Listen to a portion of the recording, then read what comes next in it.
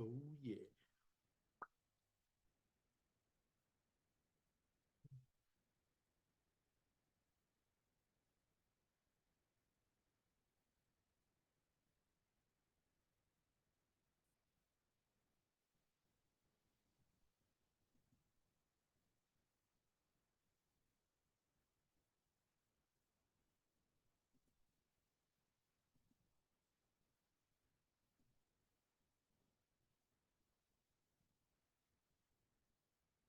All right. Pleasant good night, everyone.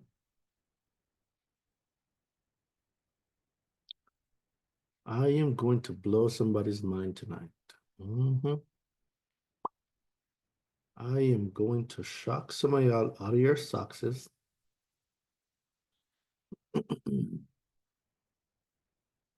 Where, oh, where did I put this thing?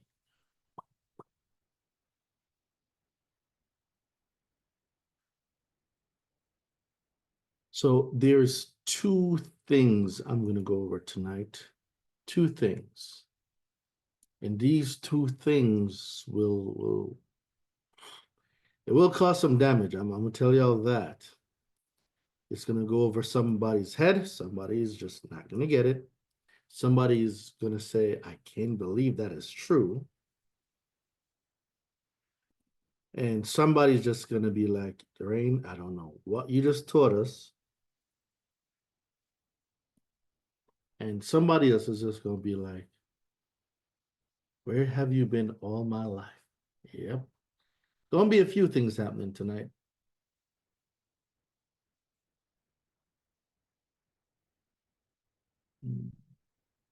Where are you?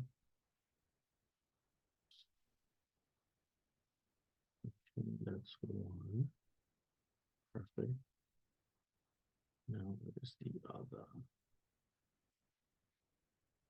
All right. So I wrote a few new books. I got a few new books coming out, and I'm going to just go over half of one of the book that's already done. I already dropped the link inside of school. It's also in there with a discount code for those of you who want to go and get it. Totally fine. And in the other book, it's finished, but it's not mocked up as yet. So that one won't be for sale yet. I'm just going to give you guys some pointers from it.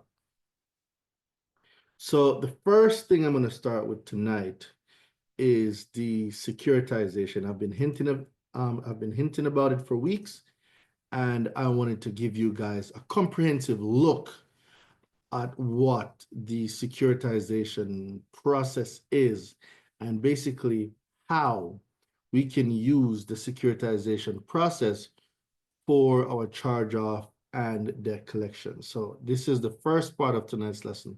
Tonight's lesson is in two parts. One part securitization, the other part collection, but a collection is not what most of you think a collection is. I'm going to completely shatter y'all belief about what y'all think a collection is, because boy, oh boy, have I been looking at collections wrong all this time. I'm here to show y'all a different way of looking at collections. So we're gonna start off with a securitization playbook. So it's called the Debt Collection Securitization Playbook, right? This is a amazing strategy if you have charge-offs that's reporting, or if you're being sued by a debt collector. You'll come out on top. This is just a great strategy, right? So how to beat banks and debt collectors at their own game. Why? Banks can collect on their own debts. We know this, right? Collection agencies, debt buyers, they collect on other people's debts. So basically, they can be assignees or they can buy the contract, right? Which now gives them the security interest, the right to collect on the account. So this is how you beat them. So this is a Prosay guide for the consumer warriors, the consumer law hustlers. This is your guide. This is for you. You're in credit. This is for you. You want to learn how to do this thing? This is for you. You want to learn consumer law? This is for you. All right. So in section 1, this is the game that they don't want you to understand. They don't want you to know. What is securitization? You may have heard this on the internet many, many times, but what really is securitization? We're going to dive into it. So banks bundle your debt, credit cards, auto loan, mortgages, different pools of debt. And what they do, they sell these debts to trust or special purpose vehicles, right? Or what is called special purpose vehicles. So that trust then sell pieces of those debts to investors on Wall Street. It's now an asset-backed security. For those of you that are familiar with what happened in 2008 with Goldman and Sachs and the Lehman Brothers, they were trading and selling a lot of ABS, asset-backed securities, a lot of special purpose vehicles, a lot of bad debt that were pooled together and they were selling it, right? So the bottom line is banks get paid up front, right? So they no longer own your debt, but they still try to collect it like they do, which is double dipping in its finest. So how to spot a securitized account? Here's how you find out if your account has been securitized, right? These are some of the clues and some of the triggers that you need to look for. It's charged off, but it's still being collected. Charge off usually means the account has been written off and or sold, right? Number 2, you see a debt collector, but let's say Capital One is still reporting the debt. So a debt collector may have it and collecting it, but you see Capital One still being listed as the creditor. You're going to look for these on your credit report status, like purchased by another lender, transfer or sold, closed by the original creditor, but no indication of who owns the debt. These are some of the things that you can look for. And you can also check SEC filings and look up trust. And there's a website here. You can go to sec.gov.edgar. It's in the book. You guys can get it when you decide to get the book, right? Now, when we're speaking to these entities or communicating to these entities, there's some things that we want to ask for. And 4 of the main things that we need to ask for if we're using the securitization strategy is we need the pooling and service agreement, right? Pooling and servicing agreement. We need a purchase and sale agreement. We need any assignment documents, assignment contracts, right? We need any schedule of assets, and we need a chain of title. So if we're using the securitization strategy, right? If we're using the securitization strategy, these are some of the things that we need to ask for.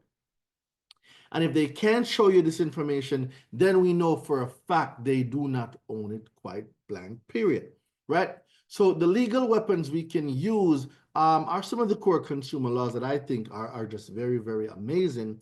With the FDCPA, they're misrepresenting ownership, collecting without standing, misinterpretation of the character, the amount, the fact that they own it when they don't, FCRA, false credit reporting by someone who doesn't even own the debt, truth in lending, failing to disclose transfer of loan from the creditor, RESPA, mortgage servicing violations, and we got UCC Articles 3 and 9, rights of holder in due course, right? Some of the key case laws now to support this strategy, we have in Reveal, lack standing, no cause. We have Cohen versus Capital One funding, usury and securitization dispute. We have U.S. Bank versus Ibanez.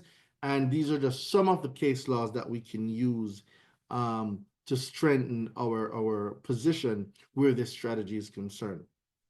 Section 4, the securitization attack strategy. So step 1, right? We're going to send out a debt validation request, right? A full demand of proof of ownership. We're going to ask who owns the debt, not just who is collecting it. Who owns the debt may or may not be who's collecting it. Y'all following? Because the person that owns it, they might just assign it to somebody else, or they may have a servicer collecting on their behalf. So the person that owns the debt is not necessarily the person who's always collecting it. And not all debt is an account. I want you guys to write this down. Not all debt is an account, And when I go into the second part of the lesson tonight, you guys will understand how that makes sense. So in your discovery, right, some of the things that we want to ask for in discovery, we want to demand the original agreement, right? And we can demand the original agreement pursuant Rule 1002. We want the purchase and servicing agreement. We want the schedule of assets. We want the purchase and sale agreement. We want all assignments and transfer documentation. These are what we're going to request during discovery. And we're going to also do a motion to compel or dismiss. So let's say that, one second. All right. So let's say that they fail to respond or provide admissible evidence. Motion to dismiss for lack of standing. So if they fail to provide you with the information that is needed, if they fail to provide you with the evidence that you request, then what we're going to do is we're going to put in a motion to dismiss for lack of standing. Right? Why is that important? That is important because if they can't prove that they legally own the debt or that they are the rightful entity to pursue or collect on this alleged debt, then they have no standing, right? Because remember, it's not what you know, it's what you can prove. And when we go to number 4 now, number 4 is speaking on evidence objections, right? So let's say they're stating that, oh, we own the debt. Objection, I have seen no documentation that indicates that the defendant, or if they're the plaintiff, whichever one they fall under, owns the debt. I have requested blah, blah, blah. I've requested purchase and servicing agreement, purchase and sales agreement, assignment transfer documents. I've requested all of these, but defendant lacks standing because defendant has yet to provide any of the qualifying documents to show or substantiate that they're indeed the account holder in due course, right? So these are things now that we want to bring to the forefront. Because everything they're going to say is hearsay, lack of foundation, business records. I need to see that you guys own the debt. I want to see who has the chain of title, who has this debt been sold to. I need to know what's going on because I'm not just going to pay any alleged debt that you claim that I owe, and then you can provide proof that I actually own the debt. Can you provide proof that I was the originator of this debt? Do you have an original contract? Do you have a signature? Do you have an IP address? Do you have a home of record? How can you prove that I opened this account? And can you also prove that this account was opened by me and it was open for personal, family, or household purposes? Right? These are some of the things that you want to have in the back of your mind. We can always do a counterclaim, an FDCPA, collecting without authority. Like there's just so many different strategies that can be used here. And when we go now into FCRA, false reporting by a non-owner. So you can't report stuff that you don't own. And this is where I have big problems with student loan servicers, because student loan servicers are reporting quote unquote student loan debts as if they're the owners. They're not the owners. They're not, right? So this is where I have huge problems with some of these entities. Your state unfair and deceptive acts and practices claims. And number 6, optional, you can always push to arbitration because what? Most contracts have an arbitration clause.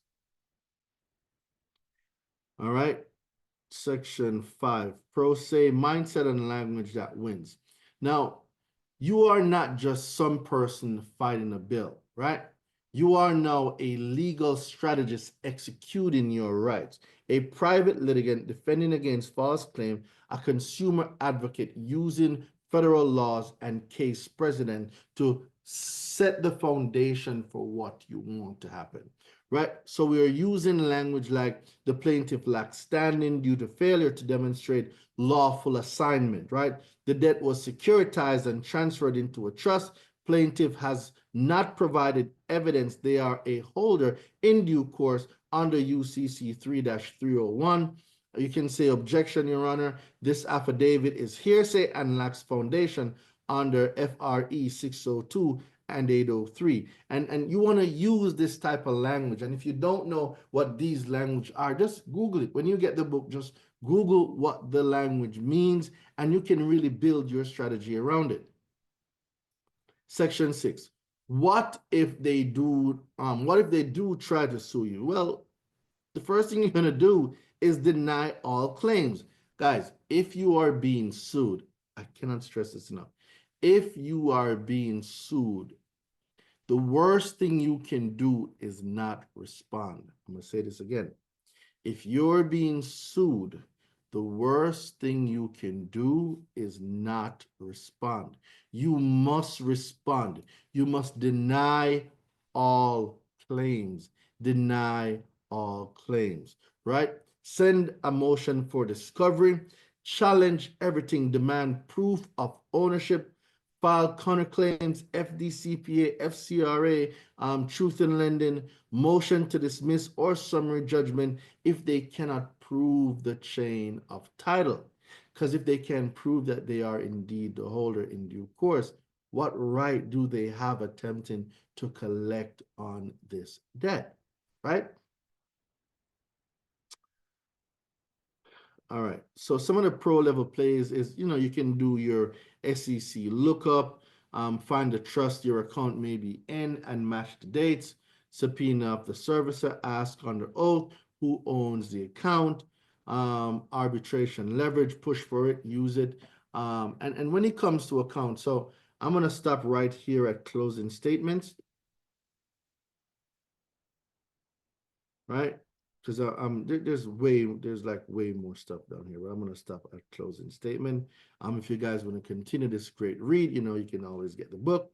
The only when you don't know the rules, like the way most of these collection agencies win, the way most of these creditors win is when consumers don't know your rights. A person that does not know their rights have no rights. Let me say this again. A person that does not know their rights have no rights. And this is where most of these agencies take so much advantage of consumers that do not know their rights. All right. So that's part one of tonight's lesson. So now I'm going to go into the second book. This book is extreme fire. Y'all think that first one was fire, wait until y'all see this one, right? So I'm going to go about halfway again on this one, just to give you guys an overview, a perspective of just the vast knowledge out there that you guys can also procure. And being inside of the university, it gives you access to a lot of stuff. So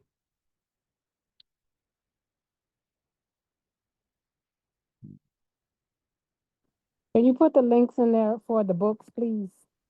oh, I didn't. I apologize, ladies and gentlemen. I thought I did. Hold on. Give your boy 1 second. Give me 1 second. Give me 1 second.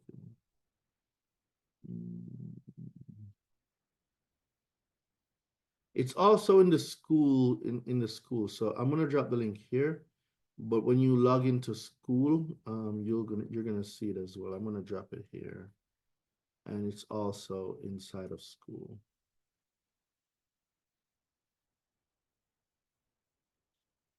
Now, prepare to have your minds open out of your heads, run around the room 1 time and jump back inside of your brain. Like, this is what's going to happen now. Your whole mind's just going to jump out, run around the room 2 times, then jump back into your brain. I kid you not. All right. So, all right, where did I put my screen? All right. This strategy right here. Oh, this strategy right here. This strategy right here. Guys, everything you thought you knew about collections, I want you to just forget it. Just forget everything you thought you knew about collections. Just forget it. And the reason why you want to forget it is because what you're about to learn right now is going to blow the socks off of your feet. All right? See, there's a part in the FCRA that most people read incorrectly.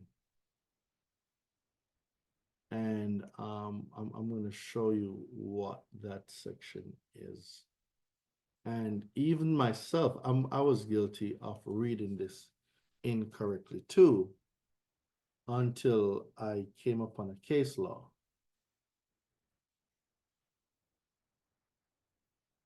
Um, 15 USC 16 9 1681.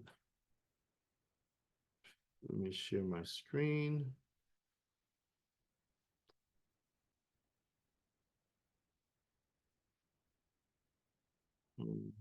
Wrong screen, Lorraine.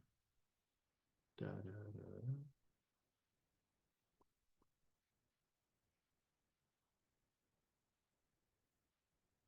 Okay, here we go. All right. We go to 1681, and then we're going to go to 1681B, right? For those of you who do know, B is permissible purpose. And when we go to permissible purpose, we're going to start from A. Subject to subsection C, any consumer reporting agency may furnish a consumer report under the following circumstances and no other. Number one says, in response to the order of a court, meaning a court giving a subpoena stating that, hey, we need to go get the Ren's credit report. So, they have to comply.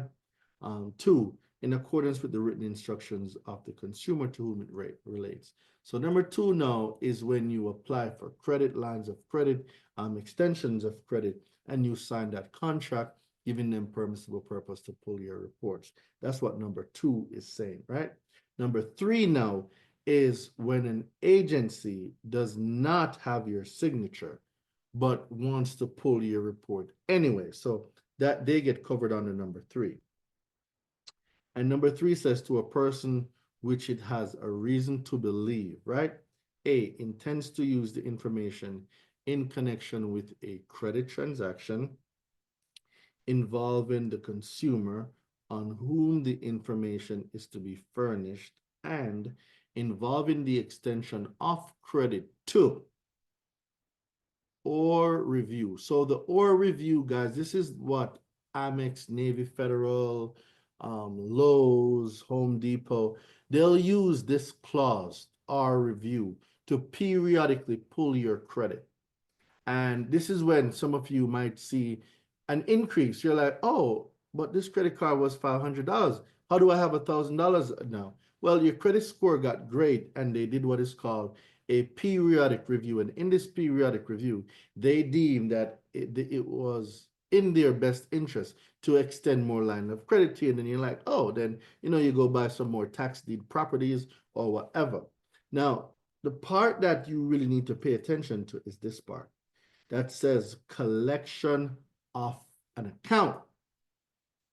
Now, for the longest time, we were just looking at the word collection, and we just left it. And collection of an account. Well, to the average person, that sounds like, just collecting an account. But have any of you ever stopped to wonder what the word account means? See, I overlooked that. For some strange reason, I can't believe that even myself, I overlooked this word account until I came in contact with a case law. And this case law shed some light as to the true definition of what an account means. What does an account mean? And then what qualifies an account to be collected, or what qualifies a debt to be collected as an account. So those led to some real discoveries. And when I say discoveries, guys, I'm talking some serious discoveries, because now we find out, right? So we're going to stop there. Stop sharing.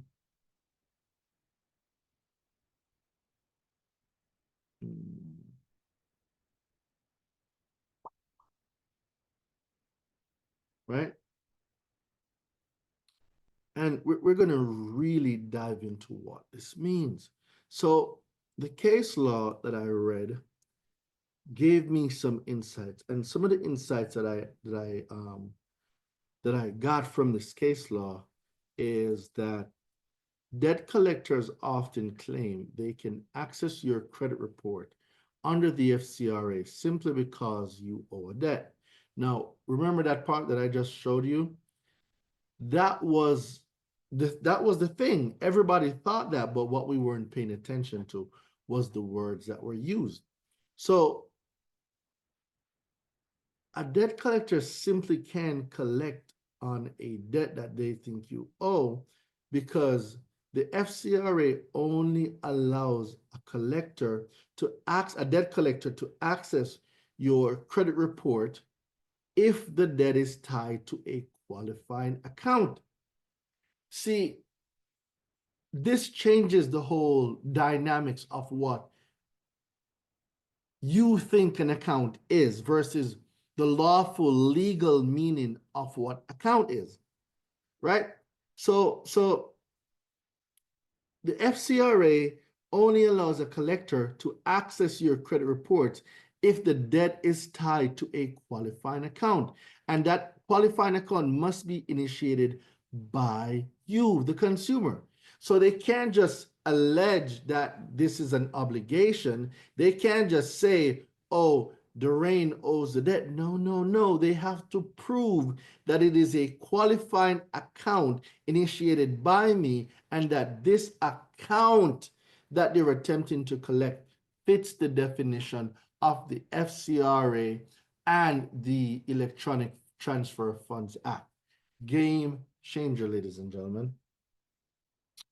So now the strategies that we're going to use is the FCRA definition of account from 15 USC 1693 A2. We're going to talk about 15 USC 1681 BF permissible purpose, and key findings in rulings with the Bursaw versus Nordland and the Sorrell versus Convergent Outsourcing Inc.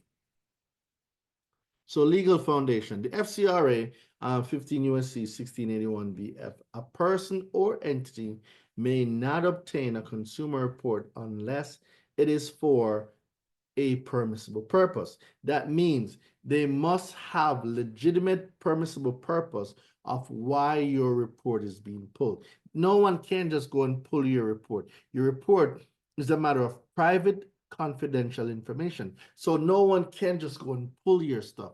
They need permission either from you by a court document, or they have some legitimate business reason, and oftentimes that legitimate business reason comes with a permissible purpose, written authorization from the consumer. Unless it falls under the definition of what an account is, then no, a written permission from the consumer is not needed, right? So this is the definition of what an account means. So 15 USC 1693 A2, and it defines an account as following: a demand deposit, a savings deposit, or other asset account other than. So what does that mean, guys? If I say a demand deposit, a savings deposit, or other asset account other than an occasional or incidental credit balance in an open-end consumer credit plan. What does that mean? It means, ladies and gentlemen, that what I just told you is what it is. However, this new thing that I'm going to say which is the incidental credit balance in an open-end credit plan, is not a part of it because I said other than. Y'all following? Yeah. Because I said everybody is going to I'm following. Jamaica. Everybody is going to Jamaica other than Durain. So what does that mean? It means everybody's going to Jamaica. Durain is the only one not going. So the word account means a demand deposit, savings deposit, or other asset account other than occasional or incidental credit balance in an open-end credit plan. So that means all the credit cards that y'all have, y'all Amex's, Navy Federal, Bank of America, all of those accounts that go into collections, those accounts are not qualified as an account to be collected, which means if it's those accounts a debt collector is attempting to collect on, they do not fit the definition of account. Therefore, those accounts should not be on your credit report. Auto loans, personal loans, not supposed to be on your credit as a collection because they do not fit the definition of what a qualifying account means under the FCRA and the Electronic Funds Transfer Act definition for the word account. Therefore, it makes it invalid for them to put it on your credit because it does not qualify, right? So the key point that I want you guys to take away here is that they must also prove that it was established for primarily for personal, family, or household purposes. This is what they must prove. And a key point is that a debt is not automatically an account. Remember I said that earlier? A debt is not automatically an account. It must be a consumer-initiated deposit or asset account for personal, not business purposes. Is everybody understanding the words coming out of my mouth? Yes. Yes, we understand. Guys, Yes, we understand. for those of you that have clients that have Navy Federal, Synchrony Bank, Bank of America, Wells Fargo, guys, this ebook, you will tear those collections a new thing. You will tear them a new thing. They'll have a new opening when you're finished with that. Right? Can we use this on charge-offs? No, charge-off, you would use the securitization method. Okay. Can you use it on charge-off? Why not? This was built for regular collection like credit cards, auto loans, personal loans, stuff like that. But why not use it on it? Let's see how it works. But wait, Thank you. You said the rule is, or the law, the way they defined it basically just excludes business. It has to be for some kind of some kind of household personal It has use. to be established for, they have to prove that the account was established for primarily for personal, family, or household purposes. It cannot be business related. And other than was used for incidental credit balances in an open-end credit plan. And that's like credit card accounts and stuff like that. Those don't qualify or fit the definition of what account is. And 90% of all collections are credit card accounts. Yes, I would have gone play. And No, I they was don't, trying to turn this thing off. hold on, guys. Remember, if you are not speaking, guys, pay attention to your mics because you might be unmuted. Right. How would they be able to prove that it's for? 1 second. Okay, go ahead. What you said? I was asking how would they be able to prove that it was purposed for family, any of the things on the list that you've mentioned? Would it be like based on your history, like your purchase history? That was Yeah, my so question too. that's not for you to figure out, that's for them to figure out, because Right. How would they who's the figure burden that? of proof on? You're not the one that has to prove you own the account. They do. They have to prove that it's a qualifying account, because if they don't prove that it's a qualifying account, they can't legally collect or put it on your credit. So that means So they'll the never burden be of able to prove proof, that then. the burden of proof is not on you. You're supposed to defend your position, and defending your position is asking for. Hold on, guys. Remember, I keep telling y'all about, guys. If you don't mute and your background is noisy, I will kick you out of Zoom. So be mindful of your background. If you're asking a question, I'm cool with it. But if you're not going to ask a question, please do not off mute, because the noise is going to take away from the class. And if it happens again and I hear no question, I'll just kick people out the Zoom. All right. So the debt is not automatically an account. All right. So let me explain what's going on here. In order for a collection account to be valid, to go on your credit report, or for them to pull your credit report, it needs to be a qualifying account that fits the FCRA definition of what account is.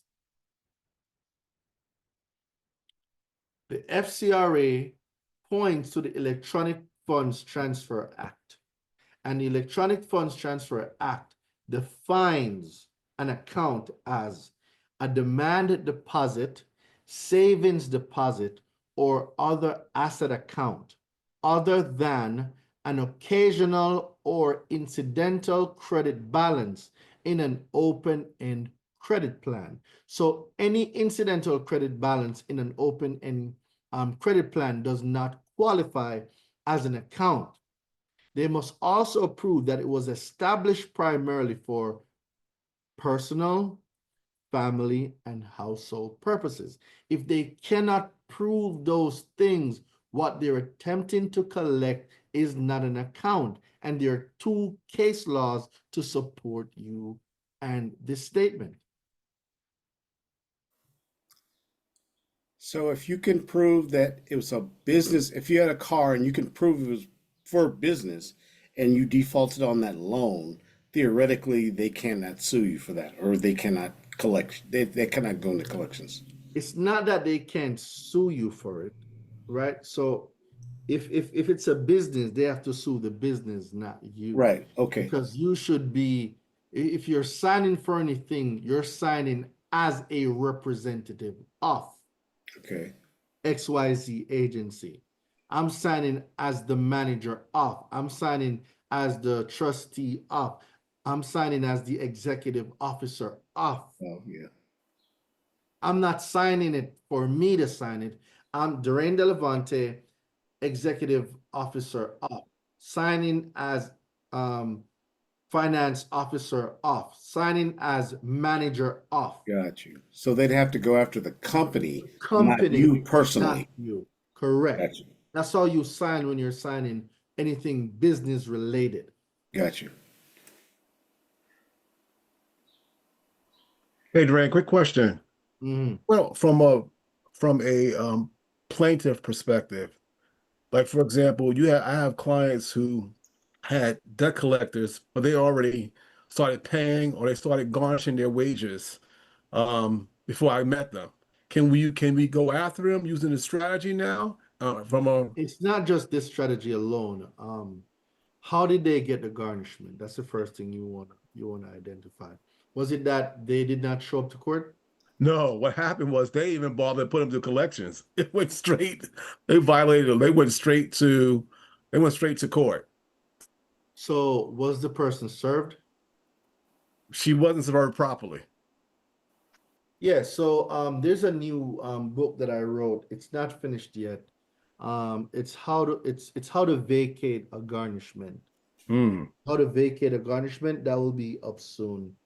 It goes into the strategies that the consumer needs to employ or needs to use when it comes to vacating a default judgment. Because what I found out is that a default judgment, believe it or not, it's a common thing, and a lot of people are not served. So when it comes to a default judgment, we're talking about the person needs to be served with the legal paperwork or summons.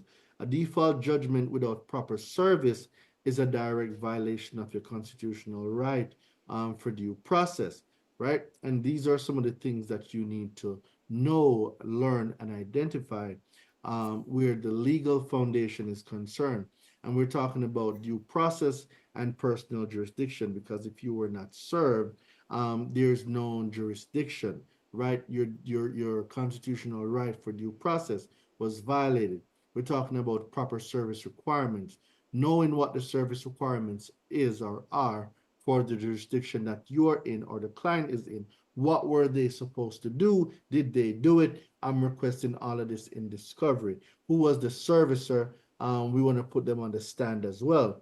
And we're talking about Federal Rule 60B4. A judgment is void for lack of jurisdiction. So we would use these legal foundations and we will create our core defense strategies based on these four. So that's how you would go about that.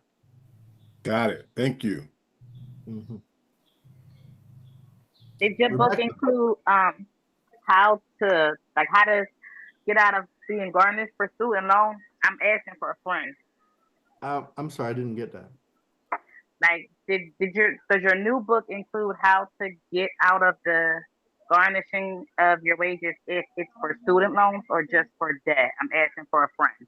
No, just garnishment in general. So if you have not been served, so the garnishment here is if you have not been served properly.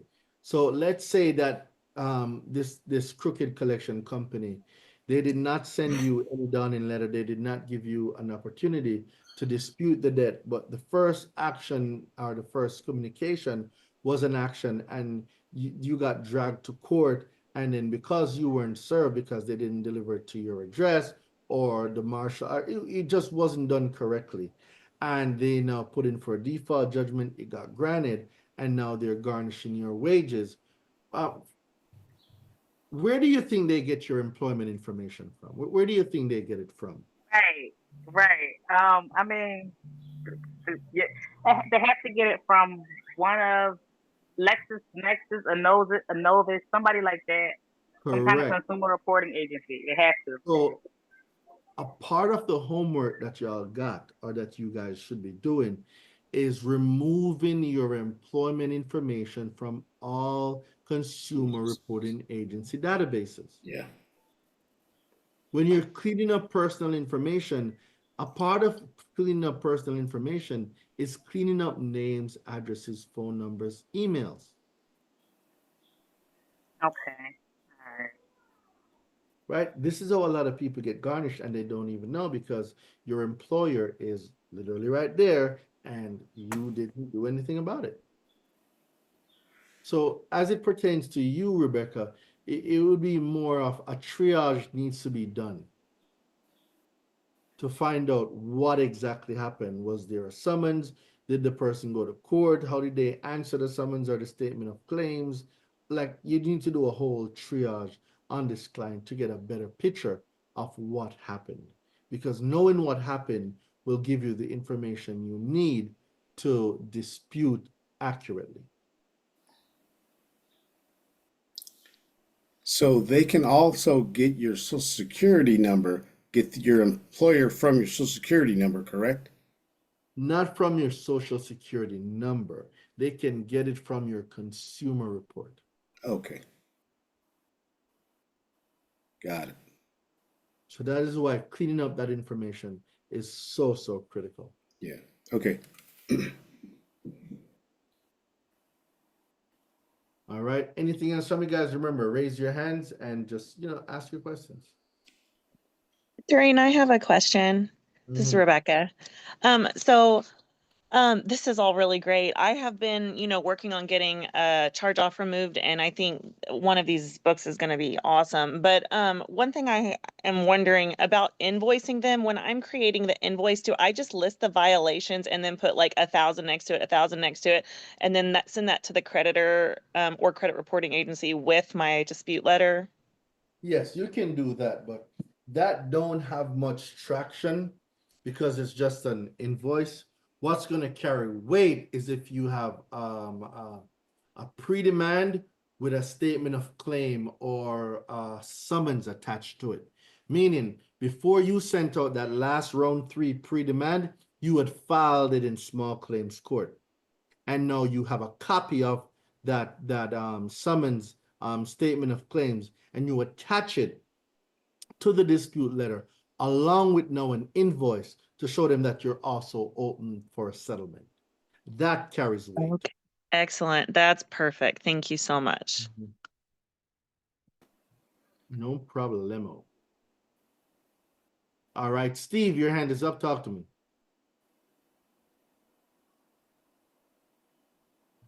Steve going once. Steve going twice. All right, sold. EFS, talk to me. That's me. Hi, Durain. So, What you have got? you heard what's been happening with student loans? Oh, yeah. Trump is coming after everybody. I mean, it's really ugly.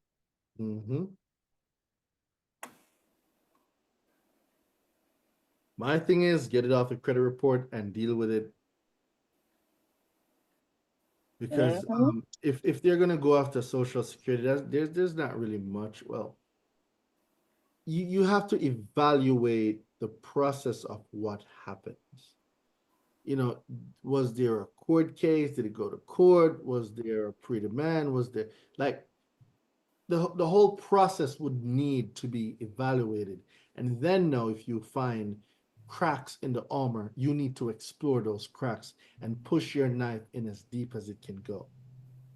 So what does that mean? It means that if they violated any procedural right or constitutional right, let's say that there's a garnishment, there's an order for a garnishment, there's a judgment, but there was no court. That can't happen, right? Let's say that you weren't served. What does your jurisdiction requires for proper service, right? If they can prove that proper service was done and they were in compliance with what your jurisdiction, there's no jurisdiction, right? And a judgment is void if it lacks jurisdiction, right? We see that under Federal Rule 60B4, judgment is void for lack of jurisdiction. So you have to challenge these things. You have to go into it. It's not as clear cut, black and white. Just you have to go into it a little bit.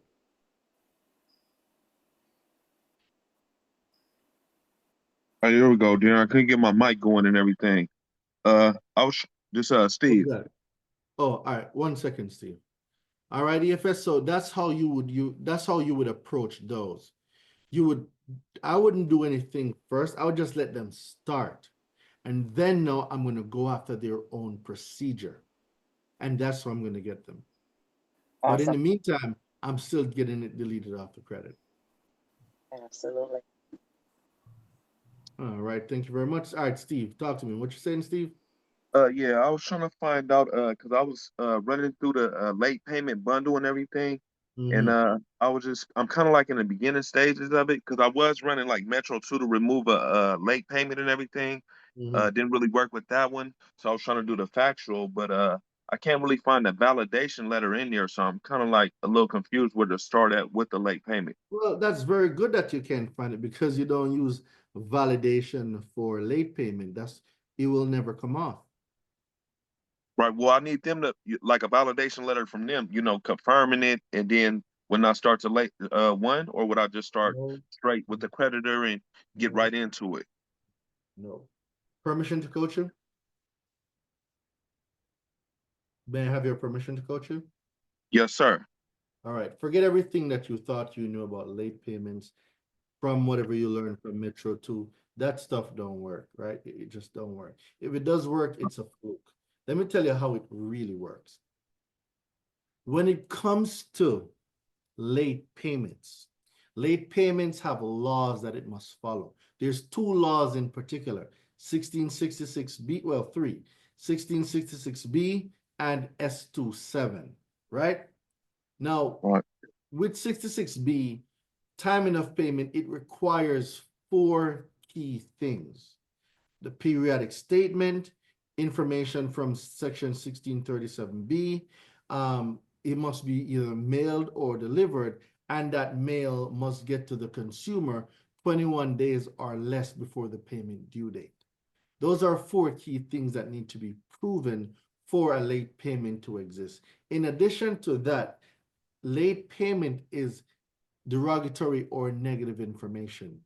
Negative information has a law, 15 U.S.C. 1681 S27, and that notice requires a financial institution to send a negative notice to the consumer prior to the negative item being placed on the credit or within 30 days of the negative item being placed on the credit. Without those five things proven, there is no late payment. And this is why we get rid of so many late payments over here, because we know exactly what they're supposed to do, what they're supposed to send back to us. And if they cannot send it, then we know 15 U.S.C. 1681 I-5 is true, because they cannot validate the debt. And any debt that cannot be proven accurate, complete, or is unverifiable by law must be deleted. So we're not open and guessing. We know what needs to happen when it comes to late payment. And if they can't prove it, they have to remove it. Right. Absolutely. Absolutely. Okay, so I'm gonna get that letter done today. Out the one out the bundle. So all I gotta really Yeah, do so is you want to get, it's called R1. So there's two type of letters. There's letters to CRA. So there's letters that you send directly to the CRA. So if you're going to go late payment, you want to go to forbidden credit. Go to forbidden credit and get the late payment letter out there. So it's called late payment S27 letter, right? You're going to get that up. I think it's section 3 or section 4 in forbidden credit. And then you want to get on the website. This is a new letter that I just made. It's called R1, which is round 1 late payment sent to CRA. So one you're sending to creditor. The one inside of forbidden credit, you're sending that one to the creditor. The one on the website, you know what? Let me go and find it right now too, because that'll just make it easier for you.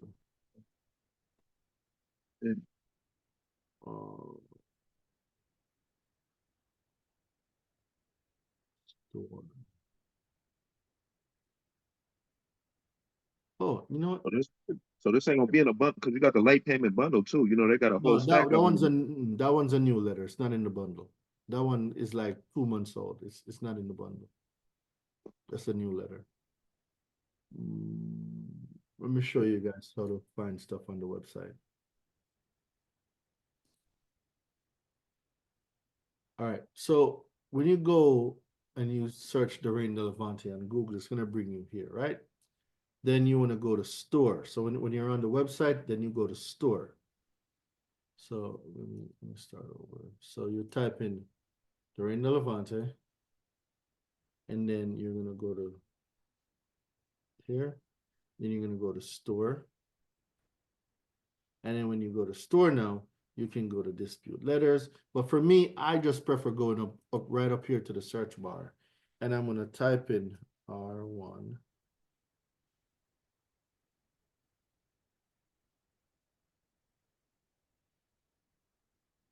So you see, I just typed in R1 late payment, and then boom, it just pops up. All right, so Okay, I see that one. I see that one. Remember, guys, double check your Wow. double check your audio. Okay. And it's gonna be in the consumer. This gonna be in the consumer the school too, huh? No, that's not going to be in the school. That was made after. All right. Remember, Okay. guys, you Okay. need to make good on Oh, my work. so I didn't even know you had more letters in there and everything, Oh, updated and there's everything. dude, I have close to 300 letters, bro. There's not a scenario in credit that I don't have a letter for. That's fire. That's fire. D. School, oh, remember, school is an appetizer. That's why it's $67 a month. If you're Right. talking about access to all the letters, you want to come university. The university have probably close to 200 letters in there. Dude, every Yeah, I'm in a scenario university. yeah, this letter is in the university. Yeah, Every that's what I'm saying. scenario you can think of, every scenario in credit you can think of, there's been a letter made for it. And if it's not there, it will be there. There is no shortage of letters over here, bro. This brain works just like ChatGPT. It spits them out rapidly. Probably a little better though. Probably a little better. Yeah, because ChatGPT does not know how to make things specific. It gives you a it can't general. pinpoint it how you do.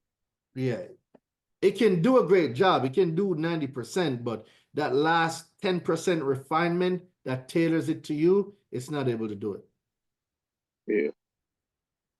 Combining several laws to make one strategy, it does not do that. So being that you're in the university, you can go and get the it's called the R1 late payment letter. But for those of you that's not in the university, this is I just dropped the link in the chat. That's the R1 late payment letter sent to CRA.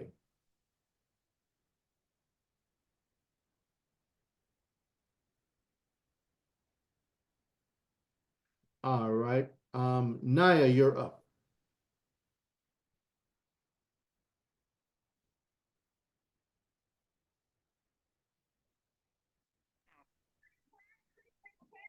I just want to tell my rich friends that I love y'all, and I hope you're having a great blessed night.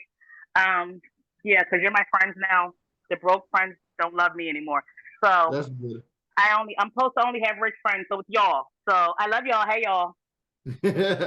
I am actually manifesting the life that I want, and it includes y'all. I love y'all. Welcome to the other side. Pinky up. Thank you, boo. I love it here. Yeah. Thank you. All right. Shout out to Naya. All right. Next up, I got D. D, talk to me. Donnell, what's going on? Hey, nothing much. Kind of like what she said. Just want to tell everybody hello, and I want to ask you about the video yesterday. That is it in? Because it ain't been in yet. I've been waiting for it. You sure? I'm positive. I've been searching for it all day last night and this morning. All right, let me message Gladys. And I'm gonna be searching for this one too, the one you did today. Let me message, because I'm positive it's there, but let me find out. I got May 27th, I think, is the last one. The students from Panacea looking for last night recording.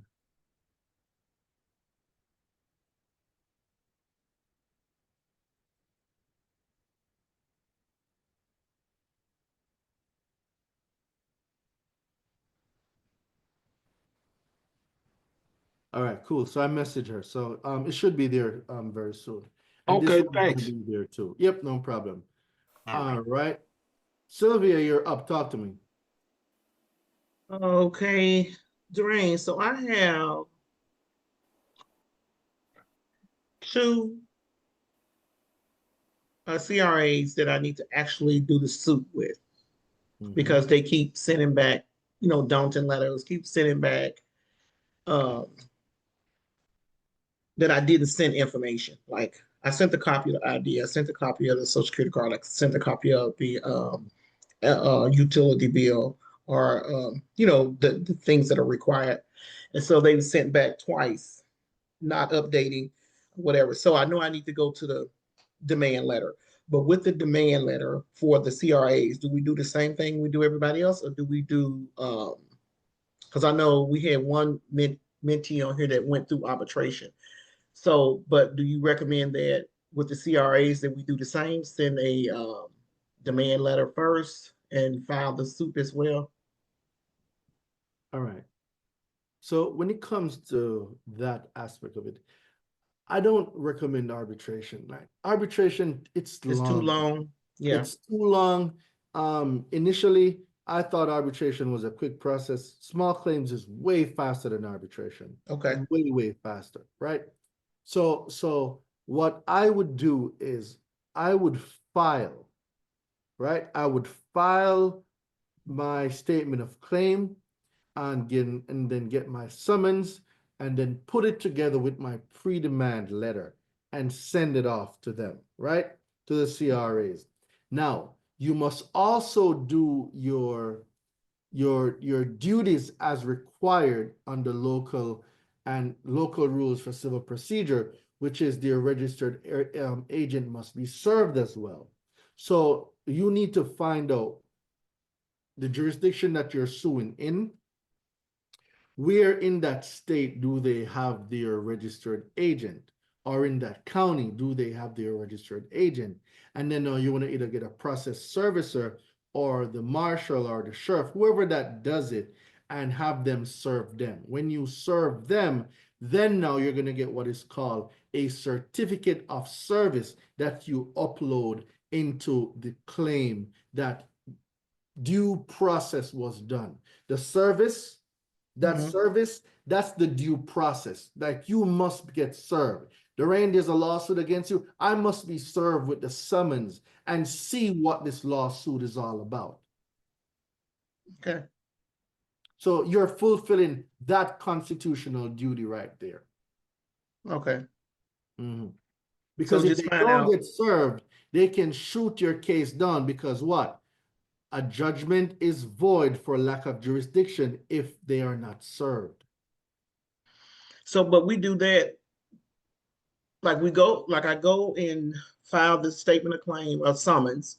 Is that either or both? It's just they're the same thing. Okay, that's what I thought. So I go and file the summons, send that with my pre-demand letter, right? No, you file a statement of claim. That is just how they categorize it. They say you file a statement of claim, and when you finish, you get a summons. Okay. Yeah. You get something back. Okay. So when you're filing it, it's called a statement of claims. But when you get that printout now, it has a summons attached to it. Okay. Yeah. And that goes with your pre-demand letter to the CRA. To the CRAs, right? So you're sending it two ways. One informally via dispute. The other formal way is now with a process servicer, right, sheriff, or marshal. And that's if they don't, if I need to go to the next step though, right? Correct. If you need to go to round two, yes. Now with the pre-demand letter, is that 15 days or 30? Pre-demand is 30 days. All responses apart from identity theft and I-6B3 is 30 days. So identity theft, 4 days, I-6B3, 15 days. Okay. All right. Okay, that's Cool. good. All right, no problemo. Right. Jason, you're up. Yes. So I'm new. I purchased a university. Just want to have a question. Can we celebrate you for a minute? Guys, can we drop some fire in the chat for Jason, please? Let's go. Hey, welcome to the other side, brother. I appreciate it, man. Thank you, man. So basically, I'm driving to pick up my daughter, and my service is kind of chopped up. Turn your video off. See if you can turn your video off. Off? Yeah, because it will now redirect your data to audio. Okay. So just take your video off, and that will help with your reception. Okay. Well, is this video going to be on the university so I can rewatch it? Yeah, absolutely. It's going to be there. Okay. Another question. So I'm kind of, like I said, I'm new. I am also a vet like you are. Thank you for your So service. I'm sending out my first letter of validations of debt. Mhm. So if I'm sending my first letter and I'm sending it to the creditor, and one creditor has more than one account, can I send it all in one letter, or do I have to do one account per letter? All right. I recommend separate letters because I don't want creditors weaseling their way out of responding to dispute letters, right? And one of the key things is you're not just sending it to the creditors, you're sending it to the creditors and the CRAs. So you're sending out 4 dispute letters, 3 to CRA, 1 to creditor. If one creditor has multiple negative items on your credit, I would address each one separately, because when I address them separately, I can do 3 separate lawsuits. But if I have them on one thing and I decide to take an action, it's going to be everything listed on that dispute, because each dispute is an action. Okay. So why go after the bag one time when I can triple up on a bag? No, I definitely understand. Okay. And so, like I said, I'm a disabled vet. And so I'm 100% service connected. And I do have a judgment. I was at like an appointment and I ended up not going to my judgment. And I had a default judgment. So how do I fight the judgment? Were you served? I was. So you let them know that you do you have the documentation for why you weren't able to make it to court? No. I tried to contact a lawyer that's involved, and basically the letter also stated, because I'm 100% service connected, they can't garnish my wages. No, it's garnish proof. They can garnish it. But I still want to get it off my report. Yeah, so is it from a collection? What type of account is it? Collection?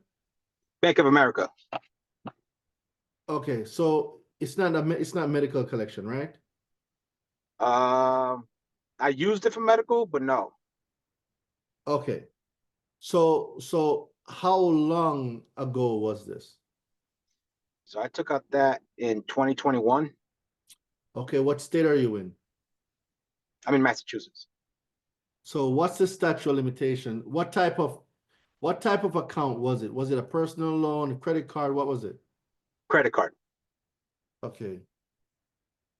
Statute of limitation for credit card debt in Massachusetts.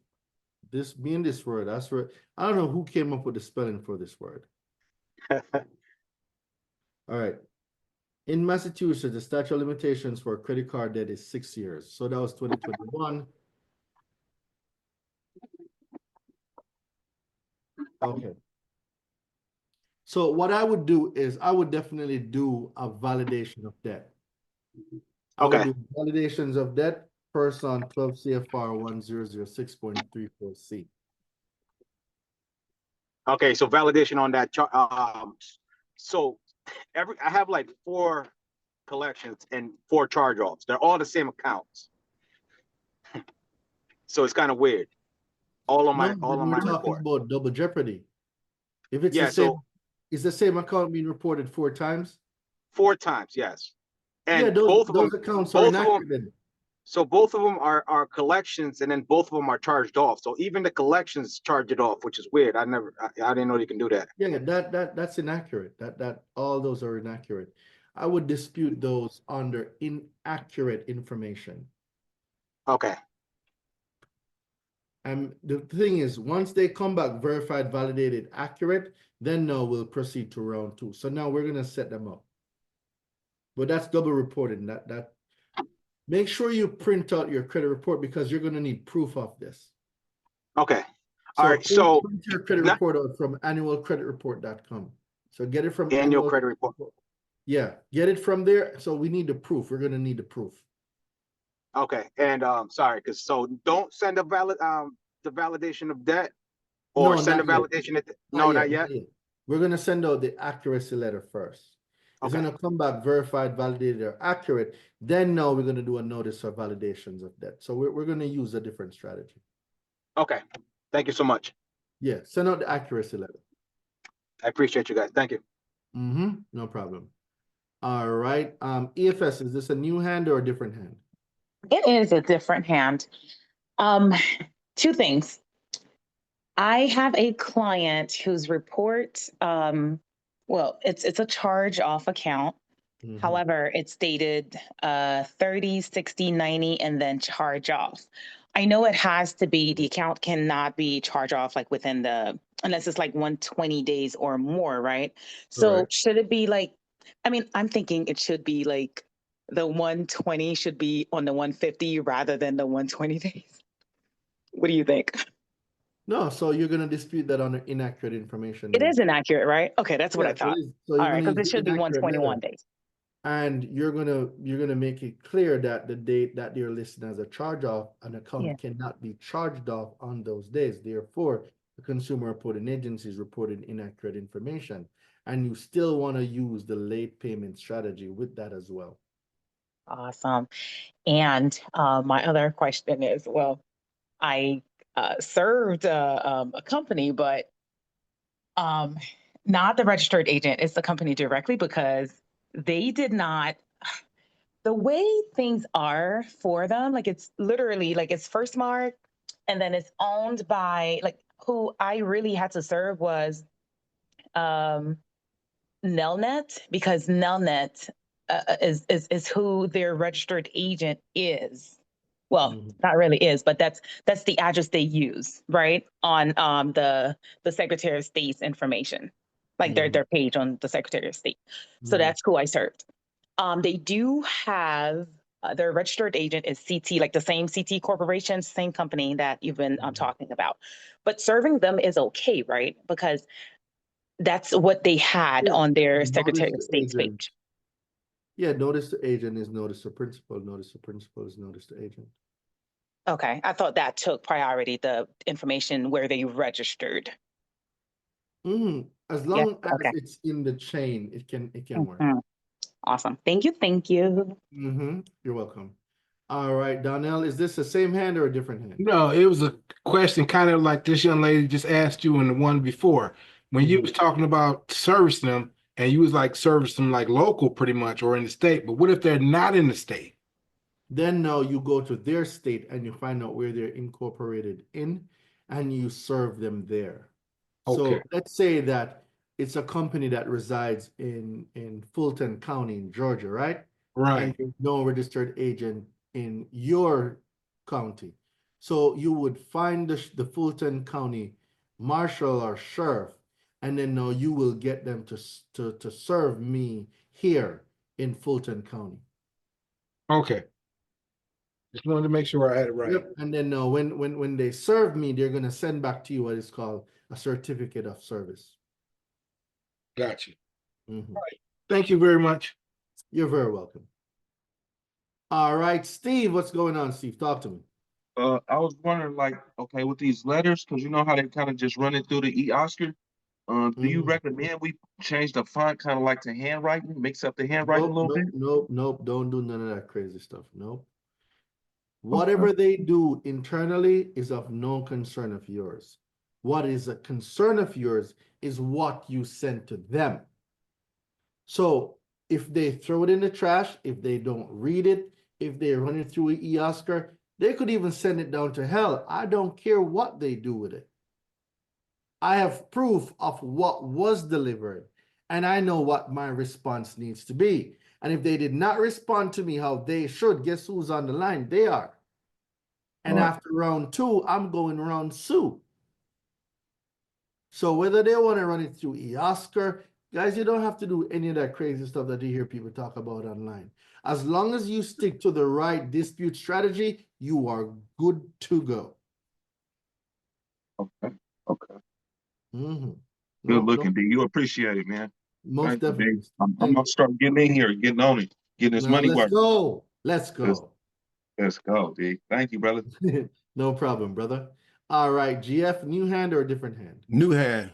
What you got for me? All right, quick question.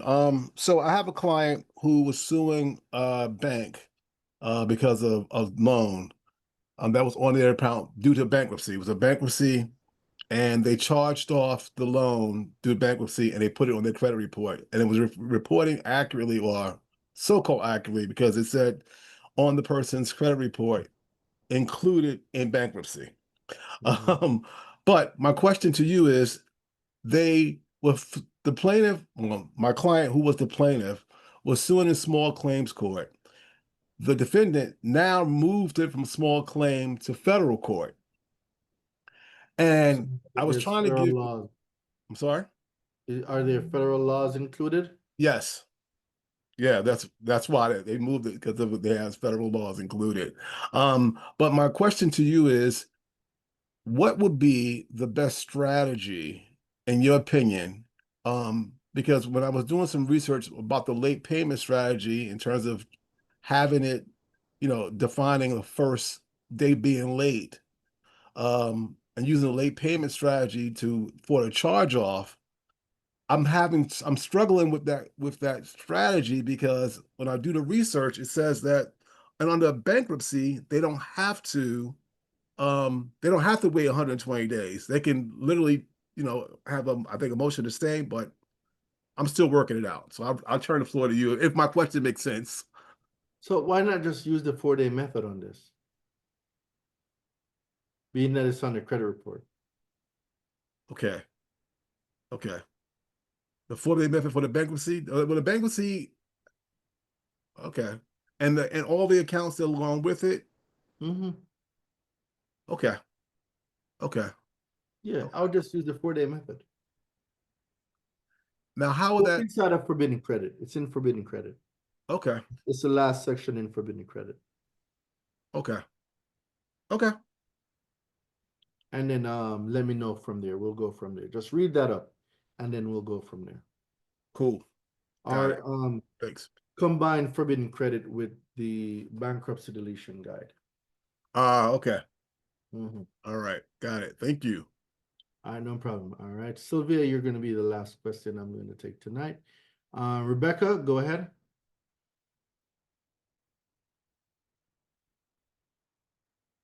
Okay, sorry, I was figuring this out. So I have a question. This one's student loans. I sent out the student loan disputes. It didn't work. So I changed my strategy to the late payment, round 1. They responded to me with a letter, and they didn't even say anything about the round 1 late payment 1666B or S2. They just responded that, they have a promissory note and they got disclosures, even though they never sent me the copy. So, and then the next thing that happened was I was like, okay, I hadn't sent another follow-up letter yet. He called me. Rebecca? Rebecca? Can you hear me? Yep, I can hear you. Okay, sorry about that. So what happened was, after all that, I went ahead and submitted a complaint online with the Student Privacy Office, the FERPA complaint that we found. And they called me. There was a guy from the U.S. Department of Education, Student Privacy. He called me and wanted to, quote, clarify my complaint. But then when I started telling him the violations, he cut me off completely, wouldn't let me talk, and just said it's not a violation. And I was like, okay, this is enough. And then I just got off the phone with him. But I recorded it. So my question to you now is, my next steps. Do I send out the round 2 late payment letter and attach the voice recording to my complaint afterwards, or what should I do next? I would go straight to suing. Okay. It's like I have all these straight to suing things. I can only do one at a time. So I just letter, then sue, You can send out another letter if you want to, just to give yourself time. But I would just start suing people. I need to start. Yeah, that's what I've been working on. Okay, I'm gonna start that. Sounds good. Thank you. No problem. Sylvia, you are up. Right. So I had a client that came back to me that I started on last year. So I started off with him doing the bankruptcy, but he didn't pay his money, so I didn't finish it. But he got his letter back, from the courts. So he got that letter back. He didn't pay, so I didn't work on it anymore. So then he come back to me this year, wanted me to do his credit. So he has those items on there. I mean, that letter is a year old because that was May of last year. And then he just came back. That letter is a year old. So I can't use that letter. Can I still use that letter to proceed with the bankruptcy, removing it or not? Okay. Now, also, can I use the strategy as far as 15 USC 6802 in removing those accounts on there that has the bankruptcy on there? Use it for it depends. What's the plan for this client? Are you going to have this client long-term, short-term? What's the plan?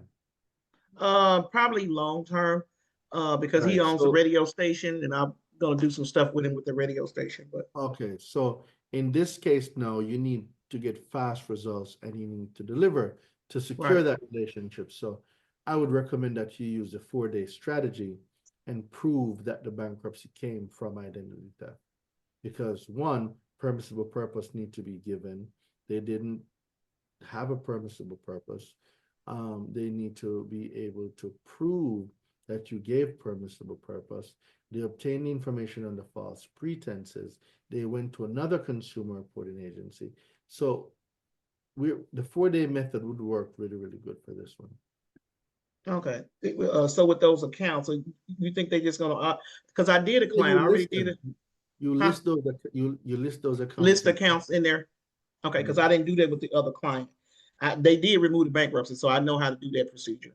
So they did remove the 3 bankruptcies she had, but I didn't do it that way. So that is a good strategy. Okay, I just do it over again, and I mean send that letter out first to LexisNexis to that process, and then sending it to the credit CRAs after that with those accounts.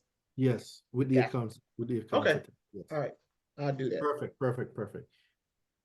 All right, ladies and gentlemen. All right, this ends tonight's call. I hope you guys learned a lot from tonight's call. Definitely gave y'all some previews as to some of the new books that's coming.